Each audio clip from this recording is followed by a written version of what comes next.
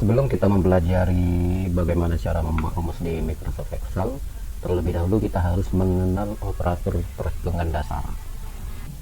Setidaknya ada 7 operator perhitungan dasar yang harus kita kenal. Yang pertama adalah sama dengan. Simbol atau tanda sama dengan ini kita gunakan di setiap rumus perhitungan Microsoft Excel. Jadi setiap kita akan membuat rumus harus selalu didahului dengan tanda sama dengan. Kemudian yang kedua adalah tanda plus. Tanda plus digunakan untuk menghitung penjumlahan. Kemudian yang ketiga, tanda minus. Tanda minus ini digunakan untuk menghitung pengurangan. Selanjutnya adalah tanda bintang. Tanda bintang ini digunakan untuk menghitung perkalian. Lalu tanda garis miring. Tanda garis miring ini digunakan untuk menghitung pembagian. Selanjutnya adalah tanda persen. Tanda persen untuk menghitung persentase. Dan yang terakhir adalah tanda panah ke atas. Ini untuk menghitung pangkat.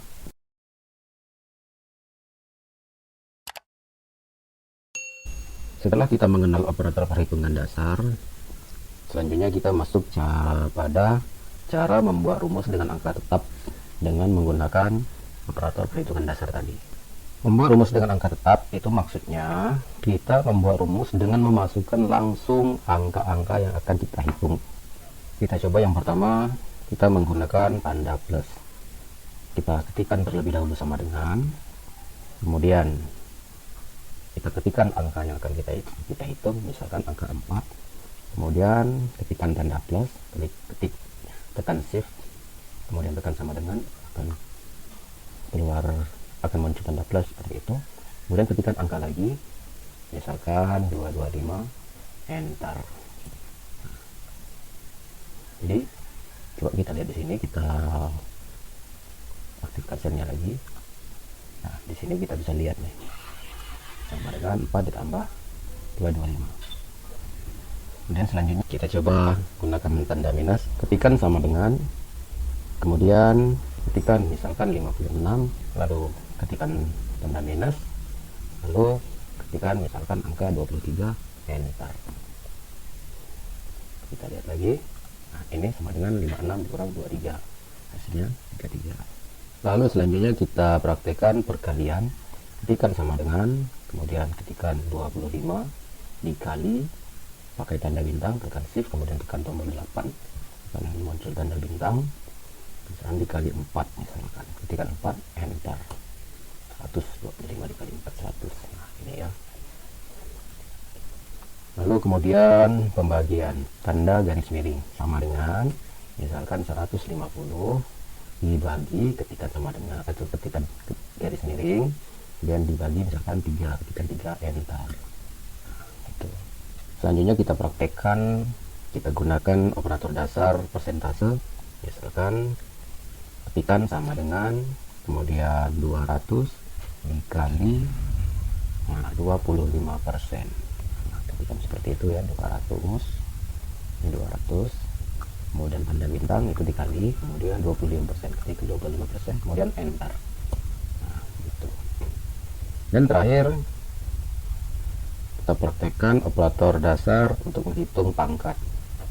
Kita ketikkan misalkan 2 pangkat 4, jadi ketikkan sama dengan 2, kemudian tanda panah ke atas itu tekan shift, kemudian tekan tombol 6, kemudian misalkan 4, jadi 2 pangkat 4, enter. Nah, begitu. Ini 2 sama dengan 2, kemudian tanda panah ke atas, lalu 4, 2 pangkat 4, ini artinya 2 pangkat 4, 2 dikali 2, 4, 4 dikali 2, 8, 8 dikali 2, 16.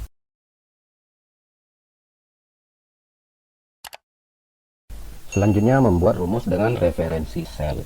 Kalau yang sebelumnya tadi kita membuat rumus dengan angka tetap, itu artinya kita langsung memasukkan angka dalam sel. Nah, kalau yang ini membuat rumus dengan referensi sel, artinya kita sudah punya angka-angka di dalam sel, kemudian kita membuat rumus dengan menggunakan sel-sel tersebut, artinya kita tidak mengetikkan angkanya lagi. Sebagai contoh, misalkan di sini, nah di sini misalkan kita sudah punya angka-angka di dalam tabel seperti ini, lalu kita akan membuat perhitungan masih dengan menggunakan operator hitung dasar tadi. Misalkan ini 25 ditambah 2, kemudian 43 dikurang 4, dan seterusnya. Nah, jadi di sini kita tidak memasukkan angka, tetapi menggunakan referensi sel. Caranya gimana? Yaitu ketikkan sama dengan, kemudian klik sel A1 ini atau angka 25 ini, kita klik.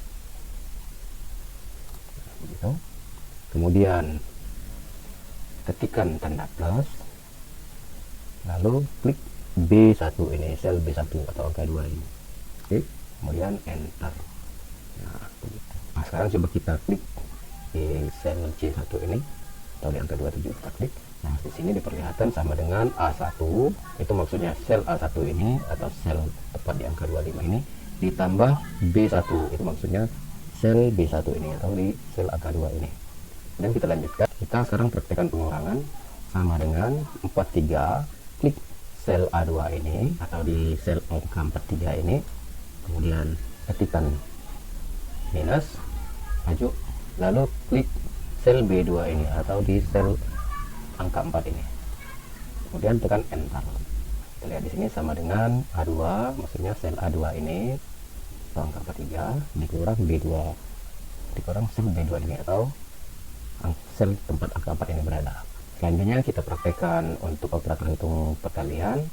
Ketikkan sama dengan, kemudian klik sel A3 ini, kemudian ketikkan tanda bintang, kemudian klik sel B3, enter. Nah, di sini kita lihat sama dengan A3, sel A3 dikali sel B3. Enter. Kita coba sekali lagi operator hitung perkalian. Nah, ketikkan sama dengan, kemudian klik sel A4 ini, kemudian ketikkan tanda bintang atau tekan shift, kemudian tekan angka 8, hasilnya tanda bintang, kemudian klik sel B4 atau sel angka 23 ini, tekan enter. Lalu selanjutnya pembagian, kita ketikkan sama dengan 87 atau sel A5, klik sel A5, kemudian dibagi, ketikkan garis miring, klik sel B5 atau angka 8 ini, kemudian tekan enter. Begitu.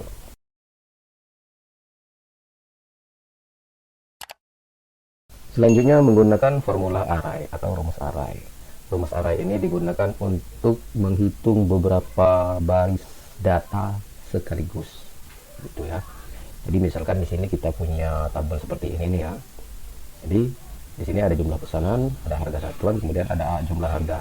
Jumlah harga ini maksudnya, jumlah harga ini adalah jumlah pesanan dikali harga satuan, maka itulah jumlah harga. Bagaimana cara kita menggunakan rumus array? Pertama, kita klik dulu range antara I3 sampai I12 ini. Nah, jadi kita blok seperti ini ya. Kemudian ketikkan sama dengan, lalu pilih range dari C3 sampai C12. Lalu kita blok seperti ini. Nah, itu. Kemudian ketikkan tanda bintang. Lalu kita kalikan. Kemudian kita pilih range dari D3 sampai D12 atau kita blok seperti ini. Nah, selanjutnya tekan Ctrl, tekan Shift, kemudian Enter. Nah, begitu. Selanjutnya, menghitung otomatis seperti ini bisa juga dengan menggunakan kursor ya, yaitu dengan cara mengkopikan rumus menggunakan kursor secara otomatis dan hasilnya akan tampil secara otomatis juga. Gimana caranya? Contohnya misalkan ini kita undo dulu misalkan ya. Nah, kita buat dengan seperti ini, kita kembalikan dulu seperti ini. Kemudian kita ketikkan sama dengan, kemudian klik sel C3 ini atau angka 25 ini, klik, kemudian ketikkan tanda bintang, lalu kita kali, kemudian klik sel D3, enter. Selanjutnya sel aktifnya kita kembalikan ke sini, lalu kursor kita pindahkan ke sini. Nah, kita letakkan posisinya di sini sampai berubah menjadi tanda plus seperti ini, kemudian klik tahan, tarik ke bawah. Nah, seperti itu.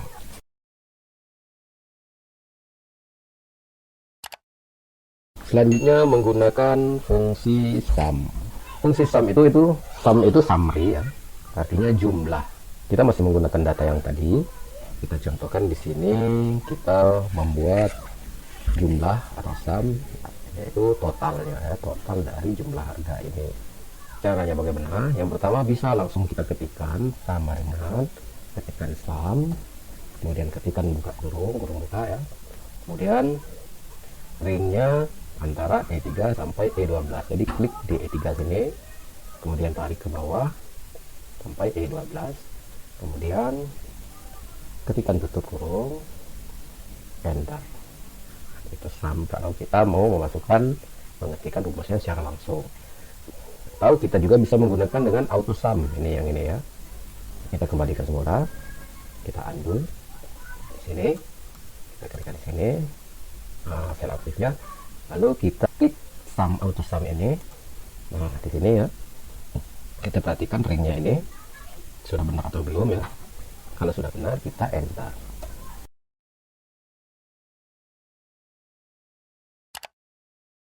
Selanjutnya menggunakan fungsi logika if. Fungsi logika if ini digunakan untuk memilih salah satu dari beberapa pilihan dengan mengacu pada syarat tertentu. Maksudnya gimana? Oke. Di sini kita punya contoh datanya, ini data daftar nilai dari sebuah pelatihan, daftar nilai peserta pelatihan ini. Nah di sini ada nilai total. Nah kita menentukan lulus atau tidak lulus. Nah itu maksudnya memilih salah satu dari beberapa pilihan itu. Jadi memilih lulus atau tidak lulus, memilih salah satunya, lulus atau tidak lulus, dengan mengacu pada syarat tertentu. Jadi mengacu pada nilai total ini. Fungsi logika if sendiri itu harus memiliki operator pembanding. Operator pembandingnya itu yang pertama itu sama dengan, yang kedua lebih kecil, yang ketiga lebih besar, kemudian yang keempat itu lebih kecil atau sama dengan, dan yang kelima lebih besar atau sama dengan. Untuk penulisan rumusnya sendiri itu sama dengan, kemudian ketikkan if. Nah di sini ini sama dengan if buka kurung logical test, kemudian titik koma, value if true, dan titik koma, value if false, gitu ya. Bagaimana caranya? Mari kita praktek. Nah, di sini misalkan kita dari peserta pelatihan ini kita buat misalkan ini, misalkan yang lulus itu misalkan nilainya itu harus di atas 78 misalkan. Jadi kalau ada yang nilainya di bawah 78 maka tidak lulus. Kita masukkan ke dalam rumus if. Ketikkan sama dengan, kemudian ketikkan if. Kita double klik ini ya, if yang ini nih. Oke. Kemudian logical testnya itu H7, sel H7 dan seterusnya ya. Jadi kita klik sel H7. Ini nilai daripada peserta yang nomor 1 ini, nilai total dari peserta yang nomor 1 ini. Klik H7 nya 18,7 ini. Kemudian ketikkan tanda lebih besar atau tekan shift dan tekan titik, tombol titik pada keyboard. Nah itu, kemudian ketikkan sama dengan, lalu ketikkan tadi kita tentukan nilai kelulusan itu di atas 78, jadi kita ketikkan 78, kemudian ketikkan titik koma, lalu tanda kutip, lalu lulus, ketikkan tanda kutip, kemudian titik koma, ketikkan tanda kutip lagi, tidak lulus, tanda kutip, kemudian tutup kurung tutup. Ini saya jelaskan dulu. If jika H7 maksudnya sel yang ini ya, jika nilai yang ada di sel H7 ini lebih besar sama dengan 78 ke atas, itu logical testnya. Kemudian value if true sama dengan lulus, value if false tidak lulus, artinya bila di bawah 78 tidak lulus. Ketikkan tutup kurung, enter. Nah begitu. Untuk yang selanjutnya kita gunakan duplikat rumus secara otomatis dan kursor. Kita posisikan kursornya di sini, kemudian klik, tahan ke bawah, tarik. Nah begitu. Jadi yang di atas 78 itu semuanya lulus, sedangkan yang di bawah 78 tidak lulus.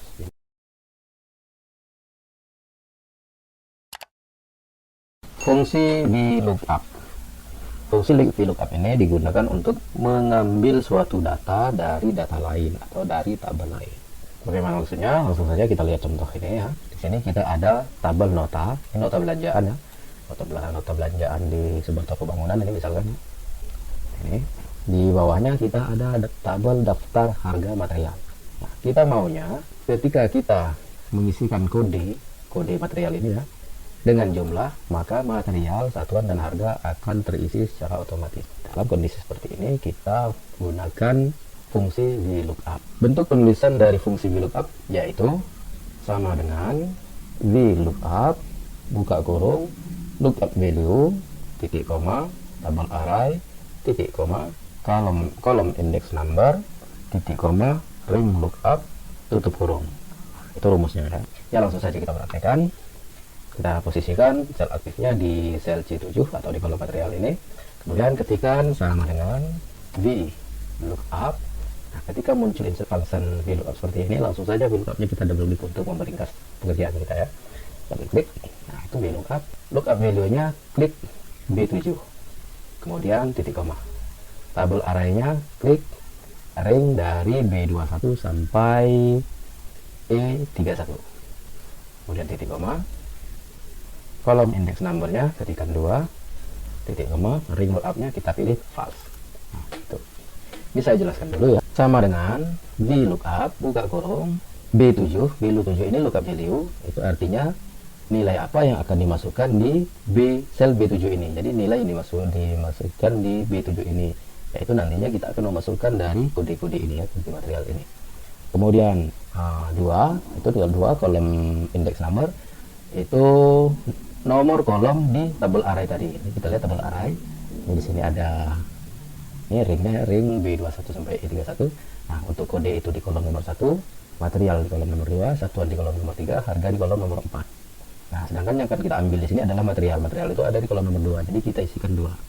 Kemudian ring lookup to false. Ring lookup itu hanya ada 2 pilihan, yaitu true dan false. Kapan saat kita menggunakan true, kapan saat kita menggunakan false.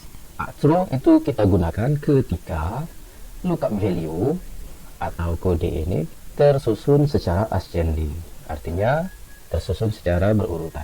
Jadi misalkan kode kita ini M1, M2, M3, M4 dan seterusnya, maka kita pakai true. Untuk true ini sendiri tidak dituliskan juga tidak apa-apa, karena bila tidak diisi, maka Microsoft Excel akan secara otomatis menganggap sebagai true. Nah, dalam contoh kita ini bisa kita lihat lookup value-nya atau kodenya kita tidak secara berurutan. MPS, MP, KB, K1, PP, MB dan seterusnya. Nah, dalam kondisi seperti ini kita pilih false. Jadi kita double false ini. Kita double klik. Nah, begitu. Kemudian tutup kurung. Enter. Nah, ini masih NA. Kenapa masih NA? Karena lookup value-nya belum terisi. Masih kosong ya. Ini C7-nya B7, kalau sel B7-nya masih belum diisi. Sekarang kita copy rumusnya, kita copy formulanya. Nah, sebelum kita copy formulanya, di tabel array ini kita tambahkan terlebih dahulu tanda dolar di depan masing-masing sel.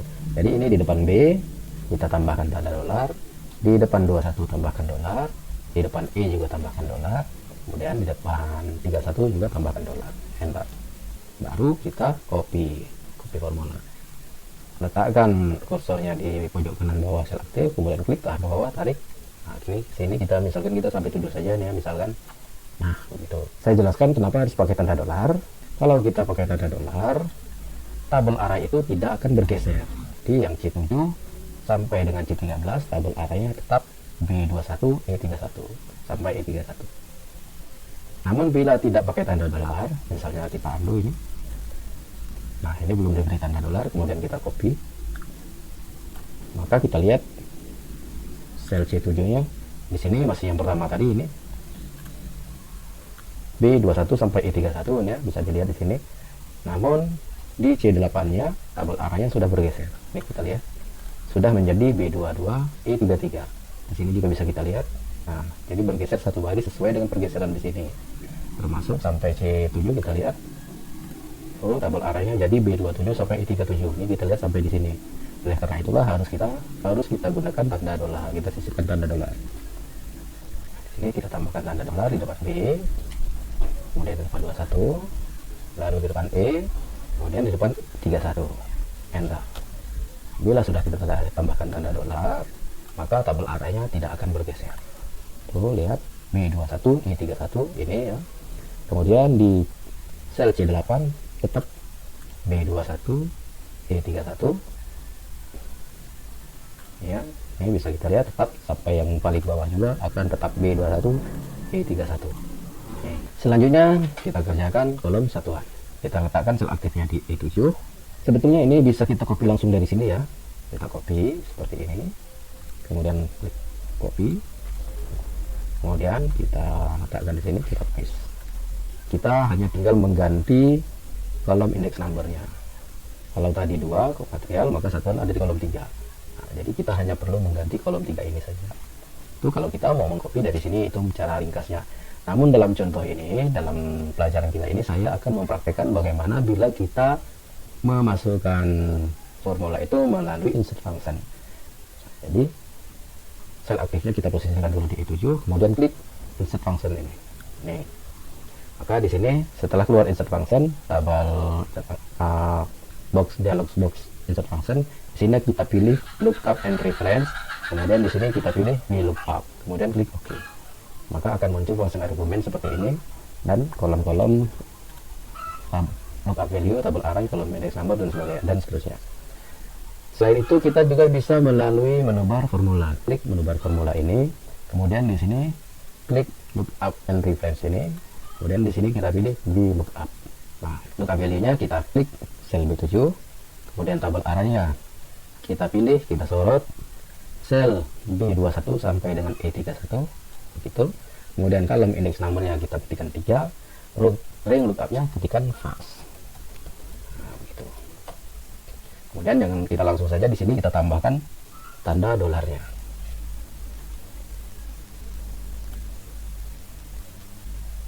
Begitu. Kemudian klik OK. Di sini masih NA, kenapa? Karena di sini masih kosong. Lalu kita copy. Nah, sementara kita sampai tunjuk dulu ya dalam contoh ini. Selanjutnya kita kerjakan di kolom harga. Harga adalah jumlah, ini jumlah item ya, jumlah ini dikali dengan harga satuan ini, dikali dengan harga yang ada di daftar harga material sama dengan harga yang di sini. Jadi kalau seandainya kita beli semen, di sini semen jumlahnya misalkan 20 sak, maka di sini adalah 60 dikali 20. Artinya jumlah dikali VLOOKUP harga. Tuh ya. Jadi kita ketikkan sama dengan sum. Ini sumnya, oke. Nah, di sini kita isikan, kita klik D7, klik D7, sel D7 ini, kemudian dikalikan, ketikkan tanda bintang, kemudian VLOOKUP. Nah, itu dan VLOOKUP ini. Nah, lookup value-nya isikan B7 titik koma, tabel arraynya sama seperti yang tadi. Ini sebetulnya bisa kita copy juga seperti tadi ya sebetulnya. Kemudian titik koma, kolom index numbernya 4 karena harga di sini ada di kolom yang nomor 4. Ketikkan 4, kemudian titik koma false. Nah, ini di sini langsung saja kita tambahkan tanda dolarnya di tabel arraynya. Kemudian di ujungnya kita buka, ketikkan tutup kurung 2 kali. Kenapa 2 kali? Karena di sini ada buka kurung 2 kali ya. Enter. Nah, begitu. Kenapa masih NA? Karena kode dan jumlah masih kosong. Kita kopikan. Nah, begitu. Sekarang coba kita isi kolom kodenya. Misalkan kita isi di sini K1. Nah, gitu K1 kan. K1 itu Coral Speed 12, ini Coral Speed 12 K1. Kemudian harga masih 0, kenapa? Karena jumlah masih 0, masih kosong. Kita isikan misalkan 3 kubik. Nah, begitu. Kemudian di sini kita isi misalkan MP. Nah, MP itu kan pasir. Kemudian jumlahnya pasir itu misalkan 2 kubik. Kemudian di sini juga satunya otomatis keluar ya, meter kubik ya. Misalkan 2 kubik, 2 enter. Maka akan otomatis keluar jumlahnya yaitu 150 dikali 2, 300. Kemudian misalkan MS semen, jumlahnya misalkan 25. Nah, itu. Jadi kita hanya tinggal mengisi kode dan jumlah. ya. Nah, misalkan M6,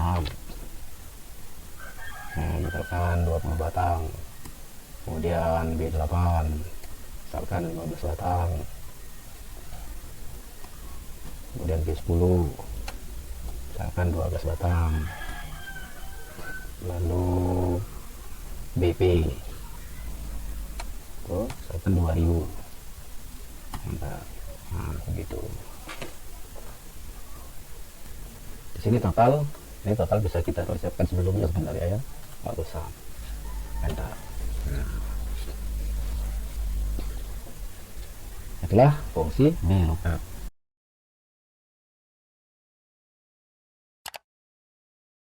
Selanjutnya menggunakan fungsi statistik. Nah, fungsi statistik ini digunakan untuk yang pertama itu untuk summary atau sum, atau untuk menghitung penjumlahan. Kemudian yang kedua untuk menghitung code, yaitu menghitung jumlah data. Yang ketiga average, itu untuk menghitung rata-rata. Kemudian yang keempat maksimum, itu untuk menghitung nilai tertinggi. Kemudian yang kelima atau yang terakhir untuk minimum, untuk menghitung nilai terendah. Bagaimana caranya? Nah, di sini kita punya data laporan penjualan bulanan ya. Di sini tugas kita selanjutnya adalah mencari total, rata-rata, penjualan tertinggi, penjualan terendah, kemudian jumlah bulan. Mari kita praktekkan. Untuk total kita klik sum ya. Langsung saja klik fokus sum ini. Kemudian ringnya ini kita cek C3 sampai C14 ya. Kalau sudah benar, klik tekan enter. Totalnya 307 juta. Kemudian selanjutnya rata-rata, klik tanda panah kecil yang ada di auto sum ini, kemudian klik average ini ya. Kemudian kita cek ringnya. Nah, ini berarti C3 C15 berarti lebih satu nih. Kita naikkan lagi, kita tempelkan kursornya di sini sampai berubah menjadi tanda panah miring seperti ini ya. Dan klik tahan, tarik ke atas. Nah, dari C3 sampai C14 enter. Lalu penjualan tertinggi, kita klik lagi di sini tanda panah kecil di atas ini, klik max. Nah, itu perhatikan ringnya. Ini kita bisa seperti tadi dengan meletakkan posisi kursor di sini sampai berubah menjadi tanda panah miring seperti ini. Bisa juga kita langsung saja dari sini klik dari C3 ini tarik ke bawah sampai C14. Nah, itu ya, enter. Kemudian penjualan terendah, kita klik lagi di sini dan klik minimum. Jika kita ganti, perbaiki dari sampai C3 sampai C14, klik, kemudian tekan enter. Lalu jumlah bulan, kita klik lagi di sini count number. Nah, itu ringnya kita ulangi lagi dari sini enter. Jumlah bulan 12 ini kita masukkan 00-nya. Nah, begitu.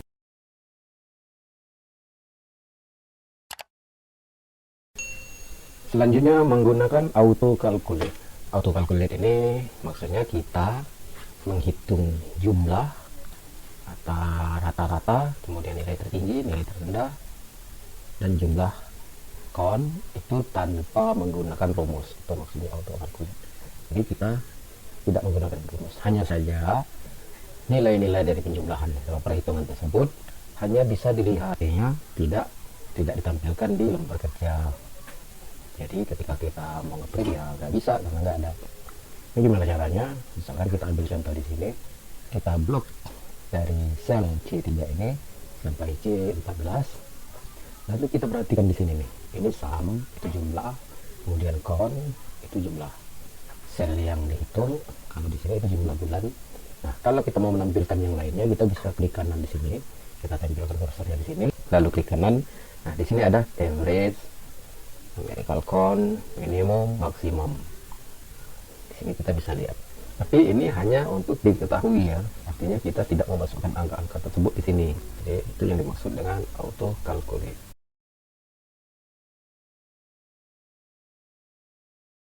Selanjutnya menggunakan fungsi finansial. Fungsi finansial itu digunakan untuk menghitung data-data keuangan. Misalkan menghitung nilai investasi di bank, atau menghitung nilai angsuran, atau juga menghitung penurunan harga suatu barang. Nah, di sini langsung saja fungsi finansial yang pertama itu kita coba fungsi FB. Fungsi FB itu digunakan untuk menghitung nilai yang akan datang. Maksudnya gimana? Maksudnya, nah ini kita di contoh ini kita punya data perhitungan investasi di bank. Misalkan kita investasi di bank BNI dengan setoran per bulan 500.000 dalam jangka waktu 10 tahun dengan bunga bank 8%. Maka nilai akhirnya berapa? Maksudnya nilai setelah 10 tahun gitu ya. Yang kedua, misalkan di Bank Mandor setoran per bulan 250.000 jangka waktu 10 tahun, bunga bank 9,5% dan seterusnya. Untuk menghitung nilai masa yang akan datang atau nilai akhirnya, kita gunakan fungsi FB. Kita klik di sini, kita posisikan sel aktifnya di sini di sel F3 atau di bawah nilai akhir. Kemudian sekarang kita coba insert formula ya. Kalau tadi kita mengetikkan formula, sekarang kita coba insert formula. Kita klik di tab formula ini, kemudian kita bisa insert langsung di sini atau bisa langsung klik icon finansial ini. Klik, kemudian di sini kita cari, kita pilih FB. Nah, ini maka akan keluar mention argumen. Di kolom rate ini, rate itu adalah bunga bank. Jadi kita klik sel E3 atau 8% ini ya. Kita klik. Kemudian di ujung rate ini kita tambahkan per 12. Maksudnya per tahunnya gitu ya. Lalu di box N-nya, N-per itu jangka waktu investasi. Jadi kita klik di sel D3 jangka waktu ini. Klik sel D3. Nah, ini di sini di ujungnya kita tambahkan dikali 12 untuk mendapatkan jumlah bulanan. Kemudian di PMT itu setoran per bulan. Nah, jadi kita klik sel C3. Nah, gitu. Di bagian depan kita tambahkan nilai minus karena ini sifatnya sebagai pengeluaran, makanya itu ditambahkan tanda minus. Lalu kita klik OK. Nah, itu maka nilai akhirnya adalah 91.473.017,59 rupiah. Dan kita kopikan ke bawah, posisikan kursornya di sudut kanan bawah sel aktif, kemudian klik tahan, tarik ke bawah. Nah, begitu.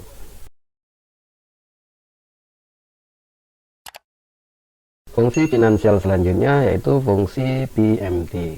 Fungsi PMT ini digunakan ya, bila kita ingin menghitung besarnya angsuran dalam sebuah pinjaman. Jadi misalnya kita pinjam uang di bank, nah kita menghitung berapa angsurannya itu dengan menggunakan fungsi PMT.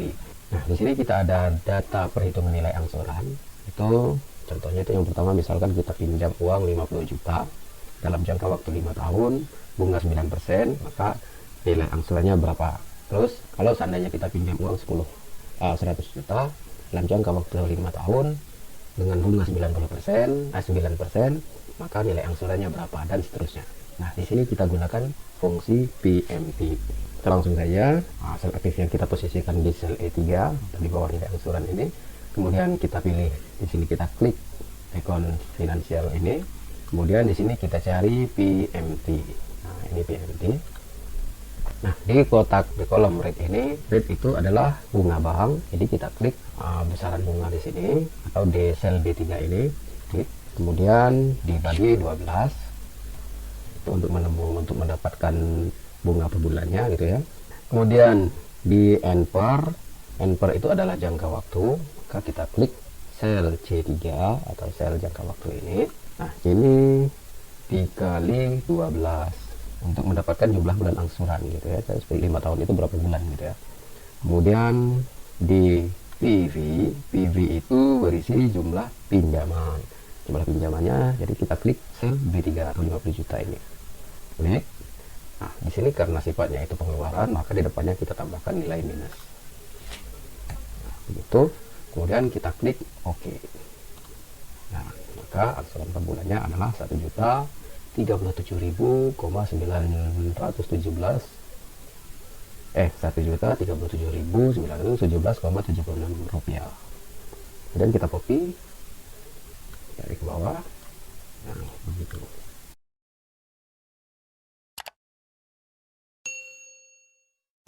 Selanjutnya fungsi SLN.